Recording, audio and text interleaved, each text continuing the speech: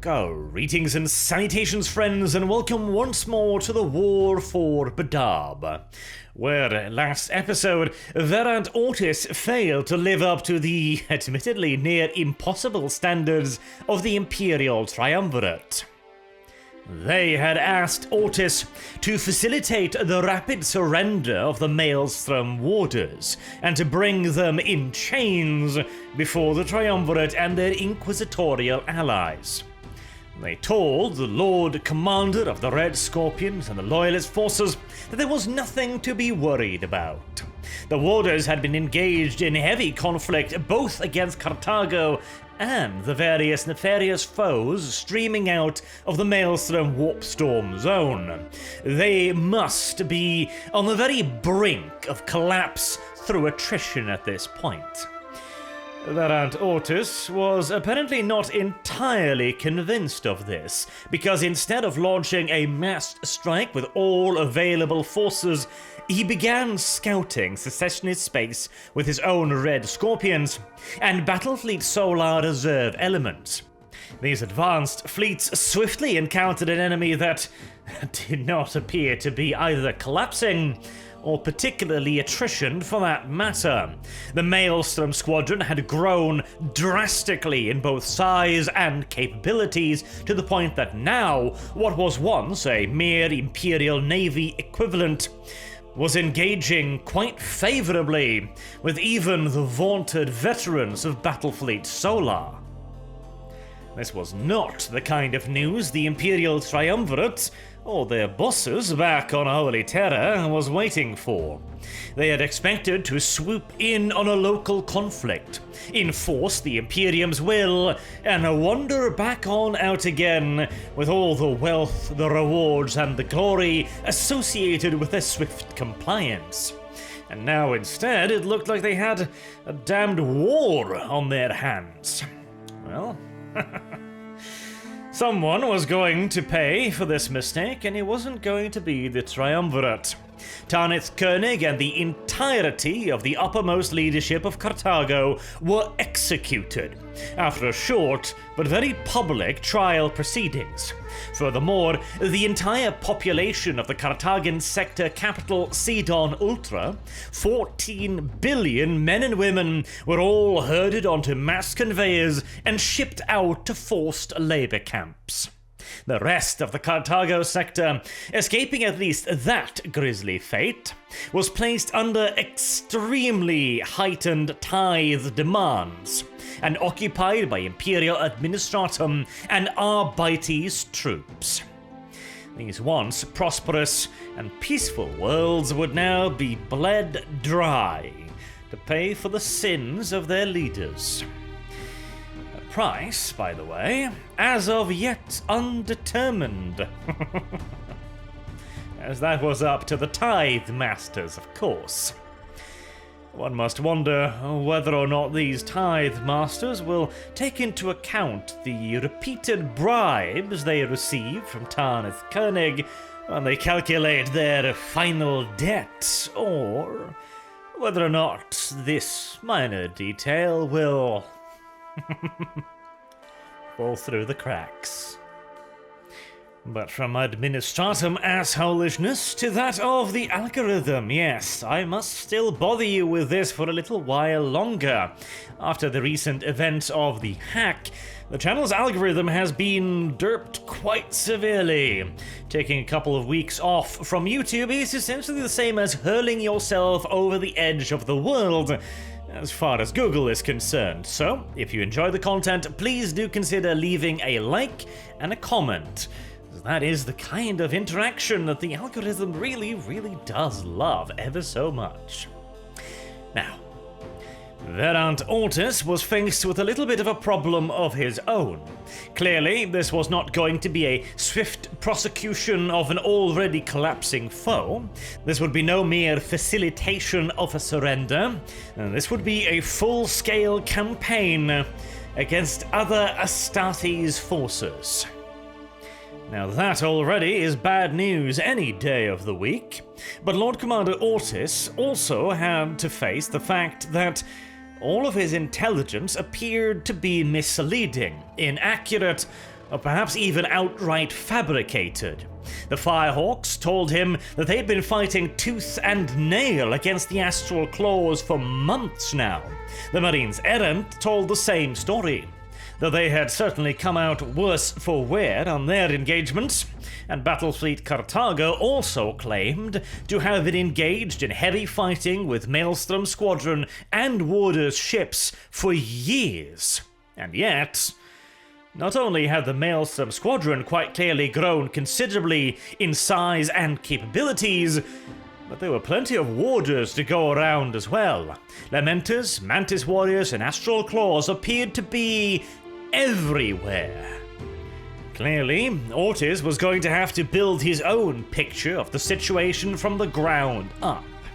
His early moves into Secessionist territory in the direction of Sorngrad had already given him at least a little bit of an idea of the situation. Originally, he had figured that a large-scale advance towards Sorngrad, the sole remaining fortified loyalist territory within Secessionist space, would be the obvious first move to make, as it would provide him with a heavily fortified and supplied base in the heart of the enemy's territory, a near invaluable asset. But after the skirmishes, he was no longer so sure that this was the best course of action, as he wasn't even entirely convinced he could face the Warders on an equal footing right now, much less so in a situation advantageous to the Loyalists. Indeed, worst case scenario, he might find himself with another Iblis on his hands. And unlike Stibor Lazarek, Lord Commander Ortiz was not willing to make such gambles just yet. Instead, the Chapter Master of the Red Scorpion's eyes were drawn towards Vyania, a site of a humiliating loyalist defeat just a year or so earlier, where the Marines Errant and what little remained of Battlefleet Cartago and the Tithe Fleet had been ambushed and completely destroyed, well, worse, captured by the Warders. Vyania had, however, not taken overly well to Secessionist control, and the reports were that the populace were in a state of outright revolt against the tyrant's rule. This was an opportunity that Ortiz was not intending to miss out on. And with the recent arrival of the Nova Marines to further bolster his own Red Scorpions, and the remnants of the Marines Errant, Ortiz began a plan to invade the Vyania system. And all good invasions, of course, start with intelligence. Vyania had been a loyalist world until very recently, when the tyrant moved in after the catastrophic battle at the outskirts of the system. Vyania Primaris was the one and only populated world in the area. It was a massive manufacturing and storage complex, consisting of several high worlds and significant orbital naval yards. Granted, it was nothing compared to the massive facilities around Sagan, as these platforms were primarily intended to facilitate the loading and unloading of ships. In more peaceful times, Vyania was at the end of a long chain of materiel transport. As the resource extraction grid produced astonishing quantities of materiel, it was shipped to Vyania and other planets just like it to be turned into refined goods to then be moved the last stretch into Cartago for final distribution.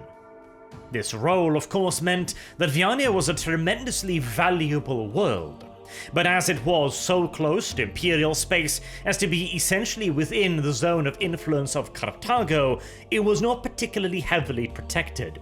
Any pirate raid would have to make it through the entirety of the Maelstrom zone before it reached Vyania, and even then, it would be within rapid reaction range of Battlefleet Cartago. And even if a pirate raid was brave enough and well supplied enough to make the journey, Vyania was also primarily a hive world, Certainly not an easy target by any stretch of the imagination, and so it had not been particularly heavily defended. The PDF garrison, along with the natural defensive qualities of a hive city, was considered to be more than enough to keep the planet safe until Battlefleet Cartago could arrive and chase off any invading scum. Naturally, the situation had somewhat changed since those early peaceful days, and this would, in all due likelihood, have been a rather easy target for Ortis's forces, as he now commanded more than a chapter's worth of battle brothers. But Ortis was no fool. This information was well over a year out of date, and the warders had displayed a worrying habit of fortifying anything and everything they could get their hands on. The question was, how, and how extensively, had they fortified Vyania? Legate Inquisitor Jarndyce Frayne, head of the Imperial Triumvirate, informed Ortis that he had nothing to worry about, and gave him access to a series of classified inquisitorial reports, compiled from their own agents and Cartagan personnel who had infiltrated the system. They told of widespread civic unrest, of open uprising and insurrection against the tyrant and his warders. As a result, the enemy had not been successful in further securing or fortifying the system due to local resistance. The Secessionists had evidently attempted to stymie the uprising by deploying so-called Tyrant's Legion forces, which were classified as low-threat, low-quality PDF equivalent combatants, little more than a de facto policing force. Slightly unusually, however, there were also reports of a handful of astral claws apparently operating alongside and leading these PDF-equivalent troops, but this was expected to be nothing more than de facto terror tactics. It was blatantly obvious, Frayne stated, that the astral claws were so thinly stretched across the entirety of the resource extraction grid that they had been forced to resort to simple bullying tactics. Surely there was widespread unrest across the entirety of the resource extraction grid, as loyal Imperial citizens became ever more discontent with the tyranny of the warders. And so in turn, the Astral Claws had to intimidate the loyal Imperial populace to halt their repeated uprisings. A simple display of force would be all that would be required for the entire Vyanian system to rise up in arms and overthrow the handful of Astral Claws and PDF troops that the tyrant had forced upon them. The Red Scorpions could then simply march on into the hive cities, where they would be welcomed as liberators by the ecstatic crowds. Lord Commander Ortis's primary concerns in the Vyania campaign should not be the fighting of some fictitious foe, but instead the swift and comprehensive seizure of the manufacturing complexes and storage yards on Vyania, so that these could be entrusted to the loyal servants of the Imperial Triumvirate, and thusly be adequately redistributed into the wider Imperium, a task of such paramount importance that it could not possibly be entrusted to anyone else.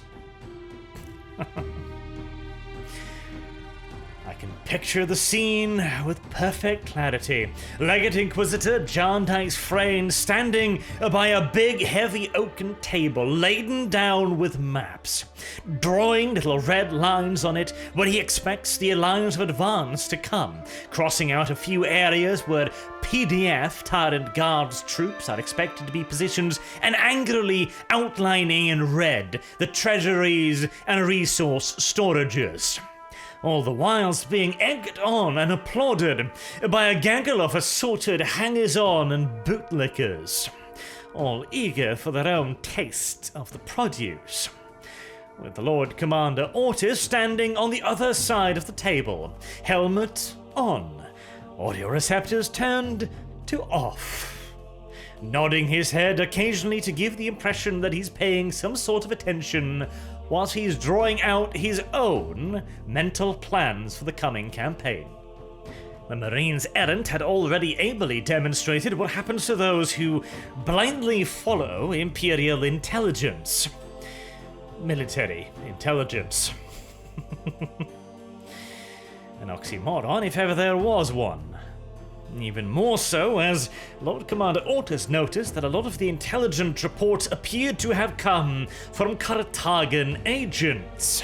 Oh yes, the very self-same Cartagan agents who currently had the somewhat stark choice of either making the Inquisition happy by telling them whatever they wanted to hear, or get shot in the back of the head.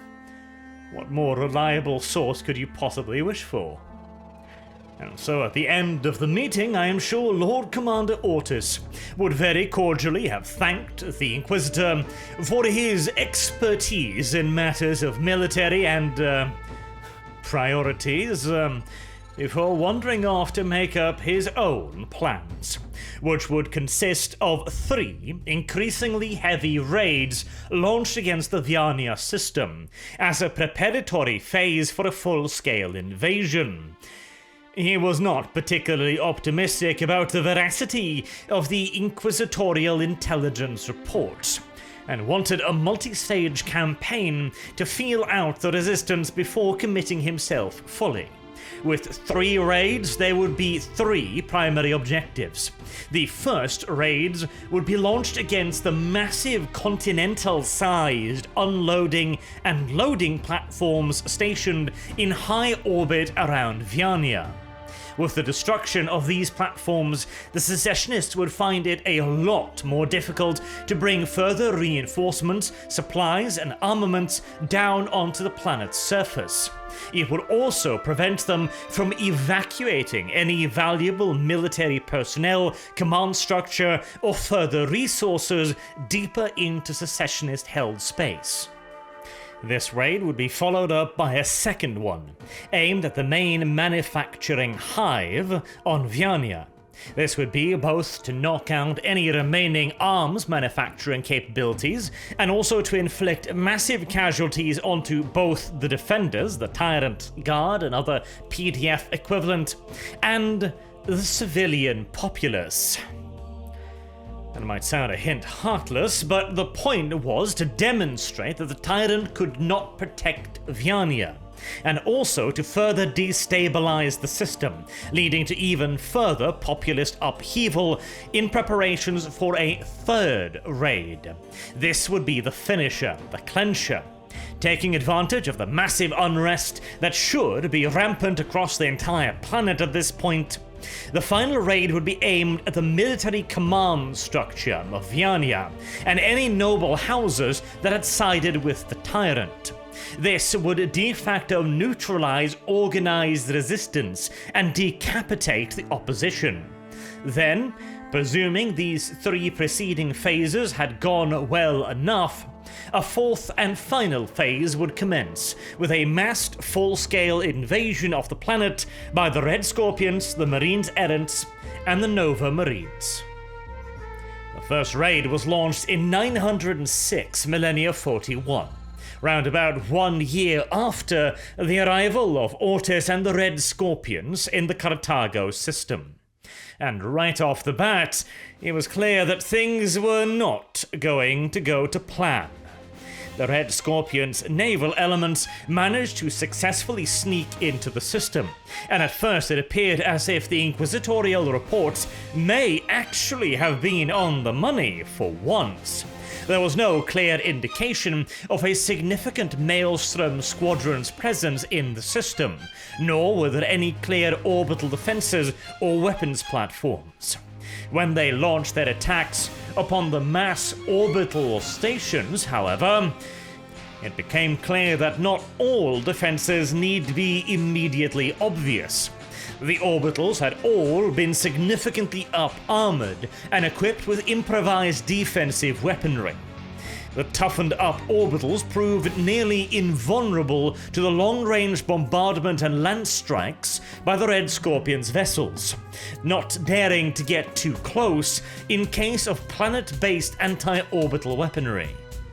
No problems though. The Red Scorpions would simply board the massive platforms and destroy them from the inside out, detonating plasma cores and venting the superstructures to the void. This was where the inquisitorial reports, however, demonstrated yet another shortcoming. Unsurprisingly, the platforms were defended by the Tyrant's Legion, the presence of whom, of course, Lord Commander Ortis had already been warned of by the reports. Those self-same reports, however, classified the Tyrant's Legion as PDF or lower equivalent troops. Considering they were right now holding off his Red Scorpions and managed to prevent nearly all the major attacks upon the orbital shipyards, resulting in the destruction of only 1 out of 4, seemed to suggest that maybe, just maybe, the Inquisitors had been a little bit over-optimistic when judging the capabilities of the Legion. The Red Scorpions were performing well, but everywhere they turned they encountered well-organized and determined resistance.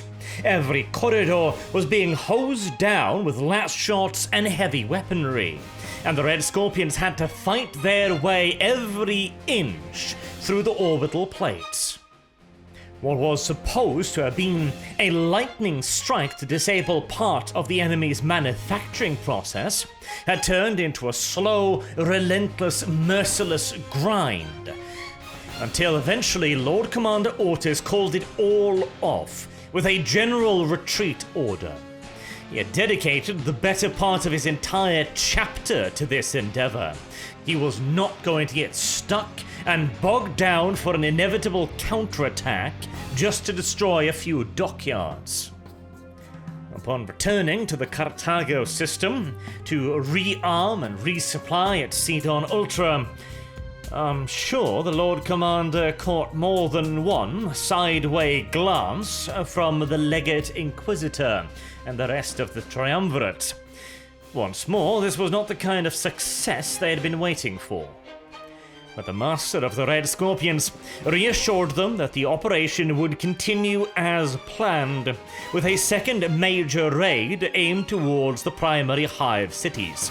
It was launched relatively soon thereafter in the same year, before the enemy could hopefully have brought in any further reinforcements.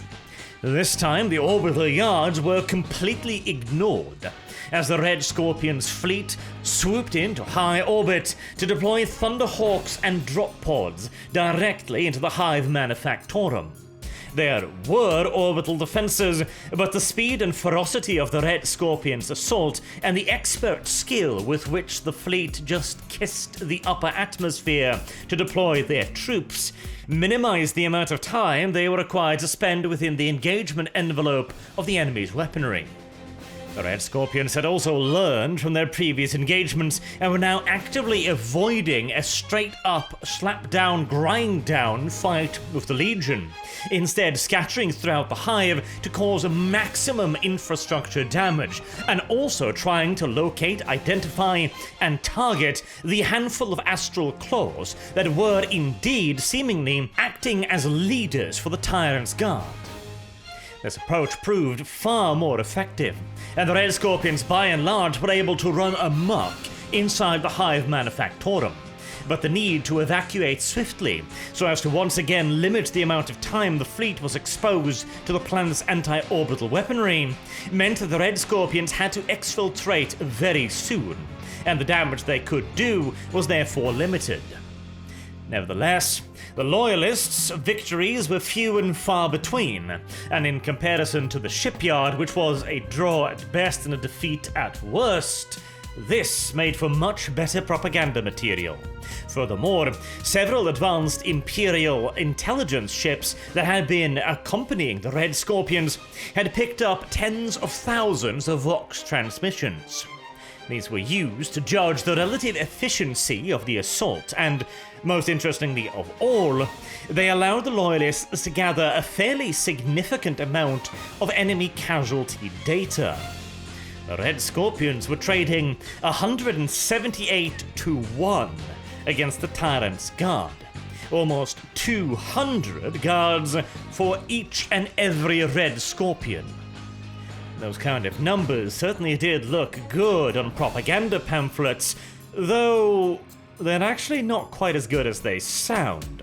178 to 1 KD is not bad by any stretch of the imagination, but these were Space Marines, attacking with the full benefit of surprise and planning, with complete target data of the layout and the infrastructure of the areas they're attacking, and yet they were only trading 200 to 1? At that rate, you throw in 250,000 Tyrant's Guard, and you kill the entire Red Scorpion's chapter. That was not an acceptable rate of attrition, as the God Emperor alone knew how many regiments of Tyrant's Guard Huron had raised in the resource extraction grid during his reign as tyrant. As Ortiz began preparations for the third raid, he was beginning to see the vague outlines of just how massive of a threat the Secessionists had actually become. This was far more dire than 3 chapters of the God Emperor's Adeptus Astartes going rogue. This was a proto-empire in the making, complete with its own navy, army, and elites. Worse yet, the Secessionists' intelligence service seemed to be a lot more competent than the Loyalist one. This resulted in 2 pieces of very bad news reaching Ortiz's desk within days of one another. Firstly, several military convoys transporting arms, ammunition, and various supplies into Cartago in preparations for the major offensive into Secessionist space had been attacked and scattered, with many vessels lost completely at the hands of an unknown foe. Only many months later would it be clear that these attacks were carried out by the Night Hag, the recently arrived advanced battle barge element of the Executioner's chapter, carrying out terror tactics in the Loyalists' rear. And there was worse news yet to come. Whilst the disruption of supply lines and military convoys, including Imperial Guard and Battlefleet Solar reinforcements, was certainly annoying, a single vessel could only do so much. Whereas the second piece of bad news threatened to turn the entire war on its head. Huron had long considered Sorengrad to be a thorn in his side. The heavily fortified world, as mentioned before, was too well defended for any overt military attack upon it, lest he risk losing control of the entirety of the autonomous resource extraction grid. And with the arrival of fresh Loyalist forces, simply ignoring the problem was no longer a feasible alternative. And so the tyrant had ordered his intelligence services to crack the nut that brute force could not. And over a year later, his operations were beginning to bear fruit. At this point in the campaign, the Secessionists were clearly winning in every single theatre, and the Loyalist position appeared untenable. Such times is fertile ground for a little bit of betrayal, a tactic that the Secessionists had used to great effect on multiple occasions already, and now the Secessionist intelligence services scored their single biggest victory to date, convincing the Castellan of the northern territories of Sorengrad to not only throw open his gates to the Tyrant's Legion, but join them in attacking his rival to the south. What the sword had not managed, one swift stroke of a pen achieved overnight. Half of the near impenetrable fortress world of Sorengrad welcomed in the Astral Claws and the Tyrant's Legion. And thusly, what had been the sole bright spot for the Loyalists, the possible opportunity to come to the rescue of surrounded Sorengrad and use its mighty fortifications as a jumping-off point to liberate the rest of Secessionist space, had turned into little more than a forlorn hope. The southern citadels were still fighting, they were resisting, but they were now alone, isolated, and horrifyingly outnumbered, with their primary means of defense already compromised by treachery. Something else I imagined was quite severely compromised as well was Lord Commander Ortis's office, after these two messages reached him. Loud banging and crashing noises, no doubt. I genuinely feel kinda bad for the master of the Red Scorpions. He had the Inquisition, who just sent 14 billion people to labor camps, eyeing him none too happily on one side of the table, and then left Huron, laughing. None too gentlemanly, on the other hand. The situation had changed rather drastically. The third raid against Vyania was no longer on the table. With Sorengrad no longer a thorn in the Warder's side, there was every possibility that a major Warder's offensive could start any day in the direction towards Cartago, especially as well since Ortis was not aware of the fact that the executioners were operating independently of the rest of the Warders, simply striking out against any and all targets of opportunity that they came across. And so as far as Ortis was concerned, there were 3 full Secessionist chapters somewhere around the Sorengrad area, and he only had the Raptors and the Firehawks in their way. The Raptors being only partial strength and the Firehawks having suffered severely in the previous years of fighting, whilst his Red Scorpions, Nova Marines, and Marines Errants were bashing their heads in without a whole lot of success against the Vyania system. This was no time to be going on the offensive. He resolved to hunker down and await further Loyalist reinforcements, when another very unexpected broadcast reached his office. Luft Huron had reached out directly with a communique request to Loyalist headquarters. Now that doesn't happen every day.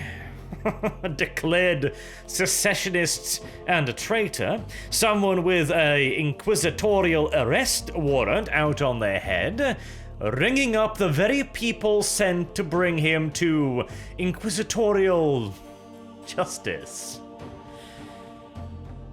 Well.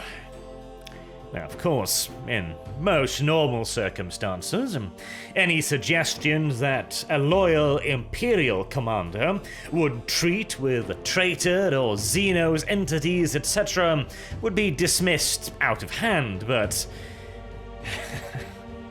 we all know on whose foot the boot was at the moment, and it couldn't hurt to hear them out. The initial proposition was straightforward enough. The tyrant sought reassurances that emissaries would be given free passage to Sidon Ultra to conduct initial talks of a proposition that the secessionist warders were making to the Loyalists. On his own authority, Ortis authorized this visit, and soon thereafter, secessionist emissaries arrived on Sidon Ultra to begin talks. Their proposition was that a temporary ceasefire be put in place. Furthermore, they requested that neutral ground be found, a place agreeable upon by both parties for an in-person parlay between Verant Ortis as a representative of the so-called Loyalist Imperial forces and the representatives of the warders of the autonomous Maelstrom-adjacent resource extraction grid, headed by Luft Huron himself. This was getting more and more curious. Not only was the ringleader of the entire secession willing to meet, he was the one suggesting it. As far as Imperial diplomacy goes, this was quite the anomaly. It tends to be a bit more of a shoot first, ask questions of the dead corpses, maybe afterwards kind of deal. And the question now becomes, of course, what to do with it. Accepting and guaranteeing the safety of a handful of envoys is one thing. Extending a truce, no matter how temporary, to recognized enemies of the Imperium and then going to treat with them in person, that's an entirely different kettle of fish right there. But with the current state of the war being what it is, and Ortis's orders still being to simply facilitate the surrender of the warders, well, it had to be considered. Legate Inquisitor Freyne was not quite so agreeable, and immediately demanded that the envoys be thrown in the deepest, darkest cells of Sidon Ultron, and that no further communication be carried out in any way, shape, or form, and certainly not a meeting, with confirmed traitorous secessionists. A certain popular saying about a lady and protest does leap to mind, and Verand Ortis was far more open to the idea of meeting with the secessionists. He did, however, remain adamant and reassured the Inquisitor that he was not wavering in the slightest in his conviction of bringing the secessionist scum to justice. He was merely going there to see if the surrender could be achieved through diplomatic means. With Ortis's approval, things moved rapidly thereafter, with a location being agreed upon. An abandoned way station near the gas giant Shadim in the uninhabited Grief system. Each side would send a single strike cruiser, and then launch from it one Thunderhawk with their chosen representatives and a single Honor Guard squad for each representative. When both parties were aboard the way station, the strike cruisers would then retreat until well outside of weapon range, at which point the meeting could commence. I imagine both parties were quite apprehensive at this, and make no mistake, both sides were taking an enormous risk exposing their top-level command structure like this. Any help from either side would be minutes away, and these were Adeptus Astartes. Any fight likely to take place would not require minutes to resolve. It started out well enough, though. The strike cruisers arrived in system, recognized one another, then approached carefully, slowly, and cautiously with weapons powered down. The Thunderhawks were deployed, the presence of both delegations were confirmed, and the strike cruisers started their simultaneous withdrawal. When the two delegations met each other in the central hangars of the derelict space station, everything had gone perfectly to plan.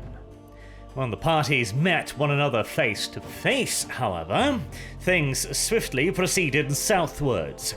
Verand Ortis of the Red Scorpions was stood opposite Luft Huron of the Astral Claws and Sartak of the Mantis Warriors. Huron immediately began by proclaiming that he was the one with the legitimate judicial right here.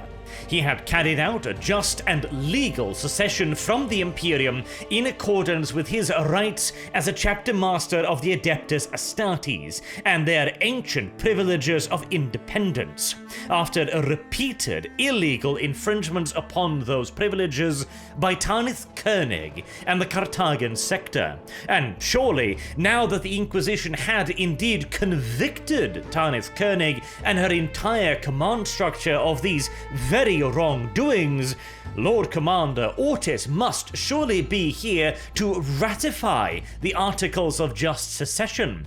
After all, if the Imperial Inquisition itself had found her guilty of the very things that Huron accused her of, what more could there possibly be to be discussed? But that was nowhere near good enough for Sartak of the Mantis Warriors, who stepped in and demanded that the Firehawks be brought to account for their repeated crimes and atrocities against the Mantis Warriors and the populace of the Endymion cluster.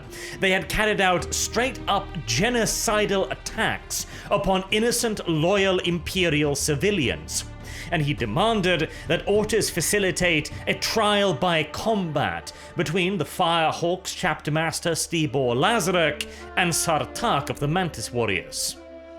And I gotta say, I am loving Sartak's style here. He doesn't whinge at Verant Ortis. "Oh, please go arrest him, throw him in jail and then shoot him." No, not at all. Sartak's approach is simply, "This guy bad. Bring his bitch ass to me and I'll railroad ram him so hard he'll never walk straight again." It's a much better approach to diplomacy right there. Tragically, however, Verant Ortis was apparently not convinced by the Chad Mantis warrior argument. Instead, he simply reiterated the judgment of the Imperial Triumvirate and urged the warders to surrender themselves peacefully as soon as possible. He also reminded Huron that he was wanted for more than secession. The Astral Claws hadn't turned in any of their gene seed for regular examination for what was becoming a heretically long time now. From that point on, the conversation swiftly devolved into your average labor dispute. Lots of shouting, lots of threats, very little actually getting done. To both parties' credit, however, they agreed to withdraw temporarily to cool down a little bit and open things up for arbitration. But before they could meet again, warning sirens began blaring throughout the station, and Loyalist communication with their strike cruiser was suddenly cut off. What happened next is open to a great deal of speculation and interpretation, as both sides have wildly disparate views of events. Most of what we know will come from the Loyalist point of view. The Loyalist strike cruiser recorded 3 unknown vessels entering the system, 2 of which were identified via Auspec's logs as Iconoclast Raiders. Now, the name, Iconoclast, should give you some indication as to their usual allegiance: Chaos Raiders, operated by traitorous heretics. The third, however, remained unidentified. The 3 vessels, who had been drifting slowly and stealthily into the system, lit their engines on full blast and quickly closed the distance to the way station, raking it with weapon batteries and launching boarding parties as well. Obviously, as soon as the intruders were detected, both the Loyalist and Secessionist strike cruisers made full speed towards the way station, but did not arrive in time to stop the raiding parties from entering it. Instead, the 2 strike cruisers busied themselves engaging the unknown enemy vessels, with the Astral Claws ship striking repeated savage blows against the largest unidentified enemy vessel, eventually crippling it and sending it spinning out of control, directly towards the way station. What was transpiring meanwhile inside of the station, however, we know next to nothing about. We know that the chief librarian of the Red Scorpions, one Severin Loth, immediately spotted the danger of the ship heading towards the way station and launched teleportation assaults directly within its depths. An extraordinarily risky maneuver, as he did not have complete up-to-date schematics of the way station, nor did he know the extent of the damage already inflicted to it by the enemy's weaponry. If any of those teleportation beams was even a fraction off, it could trap a battle brother deep within its solid metal hull, killing him instantly. Furthermore, assault rams were also launched en masse from the strike cruiser to try and make entry in a more conventional fashion. By the time they made it inside, however, it was already too late. The only thing they were able to locate was the butchered corpse of Lord Commander Ortis and his honor guard. Whilst doing so, they engaged the enemy's raiders, which did appear heretical in nature, though they also traded shots with the Astral Claws honor guard as well. Furthermore, they were also able to confirm the slain corpse of Chapter Master Sartak of the Mantis Warriors. The chief librarian was, however, unable to confirm any other details. As the way station was starting to come apart all around him, he immediately ordered a rapid exfiltration back to the strike cruiser, and for it to immediately disengage and make for the outer edges of the system, both to escape the raiders, now mostly burning, and more importantly, to get out of range of the astral claws. An endeavor in which he was eventually successful. Now, there is no clear mention of either the Astral Claws strike cruiser firing upon the Red Scorpion one, or the Red Scorpion vessel firing upon the Astral Claws. The only mention we have of a direct engagement between the two sides is inside of the way station. And considering the chaotic nature of that confrontation, it's very difficult to determine who shot at who first, or why. As for the tyrant himself, he had already effected his escape quite early on in the engagement, which does raise some questions as to the presence of the astral claws that the Red Scorpions engaged. But again, it is practically all speculation. Unsurprisingly, claim and counterclaim swiftly began flowing back and forth, with the Loyalists, of course, condemning this as the rankest, most despicable of betrayals, in an attempt to decapitate their military leadership and destroy the Loyalist command structure. On the other hand, the Secessionists were adamant that this was obviously an inquisitorial ploy to assassinate the tyrant, and had succeeded, indeed, in killing Chapter Master Sartak.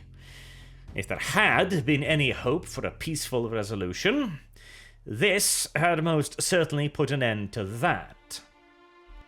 As for what truly happened, well, it is again all a lot of speculation. Legate Inquisitor Frayne, in a report to his Ordo Hereticus brethren, suggested that it was far from impossible that this was legitimately the interference of a third party. Interesting. And he furthermore suggests that this may very well have been a secessionist assassination attempt, but not necessarily one aimed towards the venerable, now lost and departed, Lord Commander Verant Ortis, but instead directed towards Sartak of the Mantis Warriors. Frayne stated that there had been a growing disquiet within the Mantis Warriors as to the actions of their fellow warders. Whilst they would protect their borders and their brethren, they were starting to have some misgivings as to the Astral Claws' rule in their own sectors. And maybe, the tyrant was none too happy with these questions being raised as to the nature of his authority. There were also some nasty rumors beginning to float around the sector about hidden agendas and actions taken by Huron's Astral Claws as well. Frayne further speculated that mayhaps this then was a way to unify his slowly splintering warders against a common external foe who had betrayed them in the most devious and heinous fashion possible. The war was set to get a lot more interesting after this. Previously, it had been a little bit of a detached conflict, the parties holding back just a little bit. It was a territorial dispute. It was an arrest warrant, essentially. No more. Oh, heavens no, no more. The Firehawks would not be the only ones to take it to the extreme after this. If you are interested, by the way, in this humble Inquisitor's interpretation of events, then, well, shall we do a little bit of speculation, shall we? I'll throw up a little bit of a community poll under the community tab as well, so people can give their 5 cents as well. Let's begin with the idea that it was Luft Huron who orchestrated all of this, shall we? Now, it does make a degree of sense. Who would have easy access to a pair of captured iconoclast raiders and a third unidentified vessel? Well, Huron had been appropriating a lot of warships for the Maelstrom Squadron. He could absolutely have pulled the right strings to get 3 ships into position. He knew where the meet was going to take place, and he knew of its importance. And hey, you don't really need all that much in the way of a reason to try and assassinate the enemy's military supreme leader, now do you? It's pretty much reward enough in and of itself right there. But there are a couple of things that don't quite make sense. Firstly, the idea that this was all set up to assassinate Cartago. Alright, he could blame it on the enemy, sure, fair enough. He could cover it up via this attack upon the way station. This makes a degree of sense, but the idea that he would need to assassinate Cartago in the first place, even if we take the Inquisition at their word, something I would usually advise against, that there were indeed disquiet amongst the Mantis warriors, surely there must have been slightly less dramatic ways to go about it, right? And if, by any chance, he was caught or failed, he would lose a third of his fighting power. That sounds like an awfully big risk to take just to calm down a few rowdy Khan's sons. Not to mention the sacrifice of 3 perfectly capable and able warships in the middle of a war, and the risk of their crews potentially becoming the captives of the Red Scorpions and spilling all manners of unfortunate secrets.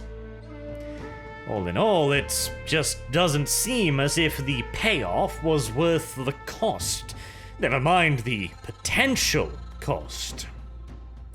What then about the idea that this was genuinely a third party? Well, the system in which the meeting took place was a highly isolated one. Not a whole lot of targets of opportunities for ambitious raiders. On the other hand, it was well within striking range of the Maelstrom Zone, about halfway into Secessionist space, so it certainly isn't impossible. Furthermore, it was an unpopulated system, with a way station that was found to be in remarkable working order.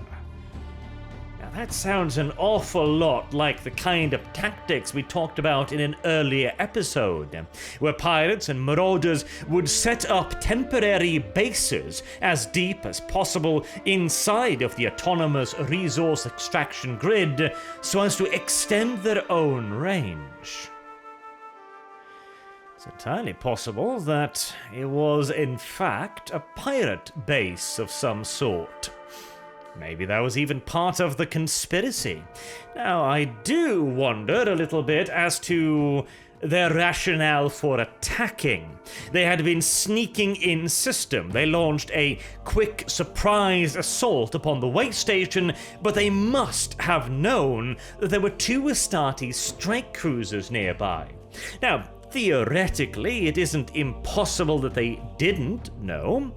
If you are not aware, going quiet in the 41st millennium, as far as void terms is concerned, is basically a question of minimizing the ship's radiation signature. And by radiation, I essentially mean energy of any sort. For example, the engines. Heat energy. The main plasma reactors, that's a pretty obvious reading right there. Weapons, shields, sensor equipment. Any form of active sensor equipment will in all due likelihood be producing a whole assload of measurable waveforms that could easily be picked up by other ships. Therefore, if they had somehow, let's say for example, that they tripped the burglary alarm on this way station, right? They may have been coasting in system, expecting to launch an attack against some random squatters, Maelstrom Squadron personnel, mayhaps, a rival gang, maybe, who knows? Opening fire on the station, Well, that too is a little bit of a difficult one to explain. It could simply have been a secondary or tertiary holding that they weren't too worried about, instead caring primarily about valuables stored in deeper vaults, maybe. Again, there are certainly some issues with this explanation, but it's not impossible either. And what about the third option? Now, I don't believe for a second that Verand Ortis was the one behind this. The Red Scorpions can certainly be a little bit uncooperative, but they have a reputation as very honorable, to the point that, again, I was kind of wondering why they didn't intervene in some fashion when the Inquisition carted 14 billion citizens off to forced labor camps. I don't believe for even a single instance that they would have it in them to launch an operation like this.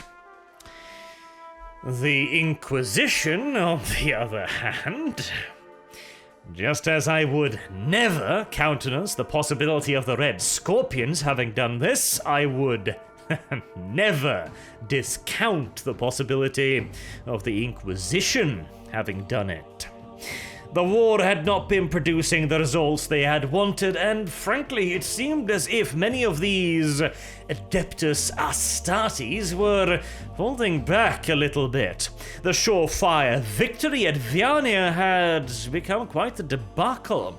The initial probes into Secessionist space had all been turned aside, and this Red Scorpion commander didn't quite seem to have his heart in the game now, did he?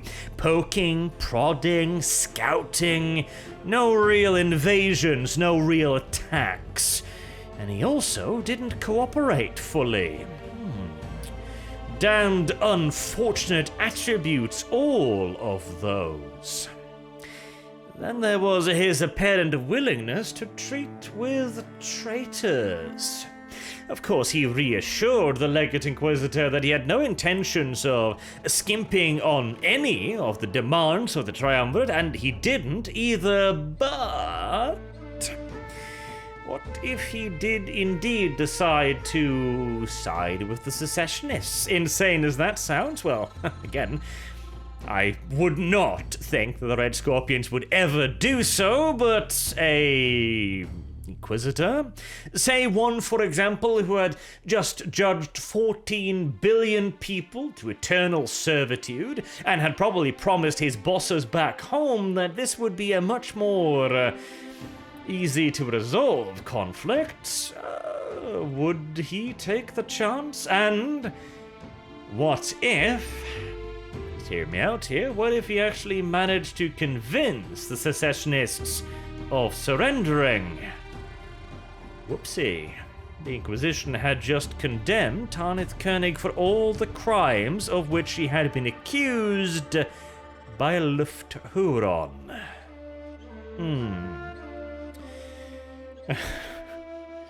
You're seeing where I'm going with this. Now, absolutely, even if Luft Huron had surrendered himself and made all of the correct arguments, there was still absolutely no guarantee he would be let free, or that the Imperium would give him a fair trial for that matter.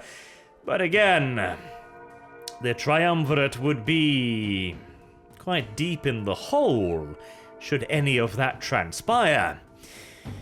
You don't rise to the rank of Legate Inquisitor by taking chances like that.